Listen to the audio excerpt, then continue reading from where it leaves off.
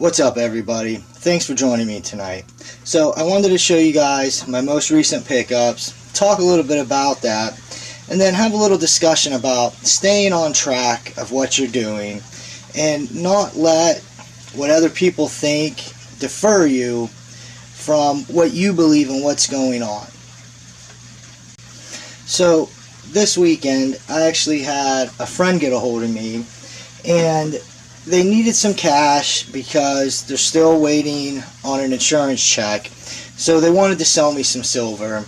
Now, I got this for a really great deal, but I could have got it for even a better one. They wanted to give me this $5 roll of silver dimes and this peace dollar for 50 bucks. Now, I couldn't do that. I felt too guilty, so I gave them almost double that, which is still a great deal for me, but then this way I don't feel like I'm taking advantage of a friend in a bad situation.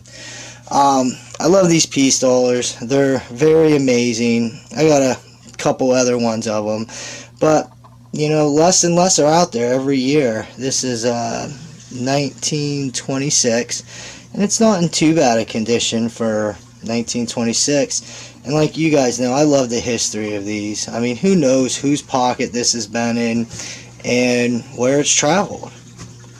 Then I also got these this $5 roll of, I'm pretty sure they're Mercury dimes. They might be a mix, he said, but they're definitely all silver. I trust him. He's a good friend of mine. I'm going to have to rip her open. So we'll check these out real quick. And then I just kind of want to talk about a few things. I watched a few interviews and read a few articles this week that kind of opened my eyes and were pretty interesting. Yeah, it looks like they're all Mercury dimes. 42, 45. They're in pretty good condition, most of them. You can see and read the dates on most of them. It said 1936. Wow. 42. Looks like a lot of 42s. 43. 29. Wow. I think it's like a 1920 Mercury dime with a certain mint mark is extremely valuable. So I'll have to skim through these later. See if there's anything extremely important in here. 39. They're just so amazing. Like I said, I can't get over the history of them, and this used to be money. Until I started getting into silver and stacking, you don't even know things like this exist. Mercury dimes, Barber dimes, Walking Liberties, peace dollars. Like, you think real money is dollar bills and the quarters and dimes and, things we see today, like, these. And this is just a debt note, which is losing more and more value. I actually read an article this weekend that was talking about that, and pretty much what it said is $1,000 in 1971 is only worth $150 today. And that just shows you how much purchasing power the US dollar has lost. It's just mind-blowing, and it's almost at its end game. And that's what I wanted to talk about. Don't let what other people think, get you off track of your game plan and getting prepared and stacking silver and whatever it is you're doing that the mass population isn't doing. And in this article, it pretty much said, it's never easy being right before others. It's unacceptable in our society on a social level. And it says, I imagine that the majority of people prefer to remain in the masses for this reason alone.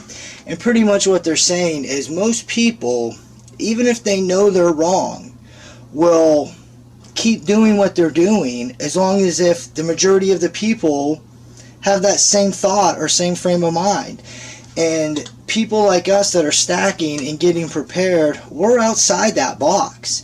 And sometimes people, can bust our balls or give us trouble for some of the habits we do and some of the things we do. I know this weekend alone, I went out, for example, and bought some duct tape, you know, a couple different kinds, Gorilla Tape, and things like that.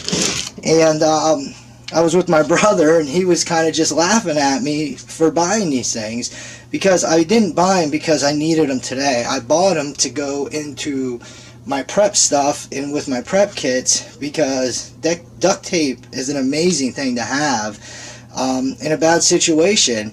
And if things spiral out of control and get hard to get, these are some of the things that we don't think about even as preppers, that we possibly might need one day, and how handy it could perform for us. And even like my garden, I did a garden this year because, and I haven't done one since I was a kid with my grandmother, but I did one this year because I wanted to learn what fruits and vegetables are easy to grow, which ones give me more of a yield, and you know, pretty much like I learned some of my lettuce can grow in more shaded areas. You know, I learned potatoes are easy to grow, broccoli's easy to grow, sunflowers are easy to grow. I learned a lot this year. I learned peppers like dry, shaded areas and not as much water, for example, as like a tomato would, loving the sun. So yeah, I learned a lot, and I got a lot of failures out of the way, which was my goal. But I live in a smaller city, nonetheless a city. I don't have much of a yard, and most of my garden, most of it, not all of it, were in pots.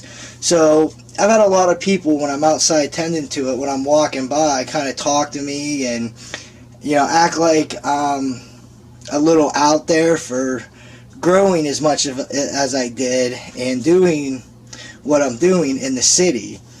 And if anyone ever asked why I was doing it, and I told them I'm trying to get my failures out of the way, because one day I feel I might have to grow a garden for subsistence for my family, they really gave me weird looks. But it is what it is. I don't let it bother me. I stay on my path and I stay focused. And I just kind of want to give that reminder everyone else should, because it's never easy being right when the masses don't think we're right or think that way.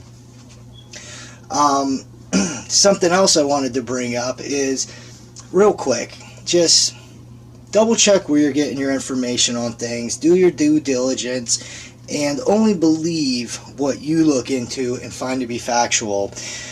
And the reason I'm bringing this up is I actually watched a video earlier this week where this famous investor has a, what's it called? It's not a blog, but anyways, like a radio show, a podcast, where you could call in and he'll give you investment advice. And to sum it up real quick, this guy's made millions upon millions doing investing. He's world renowned, really famous. And my point is, double check your information, because this is what happened. Back in March, when silver was $1.64, this lady called in and said she had about $12,000 worth of silver. What should she do with it? She doesn't know what she should do. And his advice pretty much was, if you had $12,000 today, would you buy silver with it? And she said, no, I wouldn't. He said, sell it right now, sell it as fast as you can. Now, I don't know whether that lady sold it or not, but my point is back when she made that phone call in March, silver was $11.64. At times, it's been close to tripling that price. It's been well over doubled.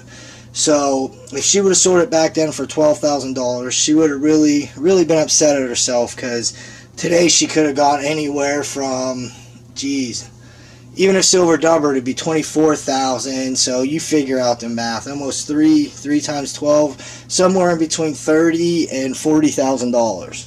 So big difference. My point of it is nobody knows what the future holds. Nobody is always right. The guy's a great investor, and I'm sure that was his honest, best advice.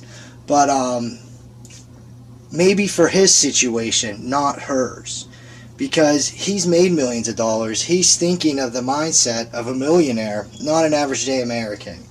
So it just kind of opened my eyes to, you know, make sure you do your own homework. Double check your facts. If somebody tells you something and it really, wows you, double check into it. Look at the other side of the box. Ask a couple other people. Maybe he had a bad experience with silver and doesn't like silver. Who knows? So, I don't know, guys. I just kind of wanted to bring those things up.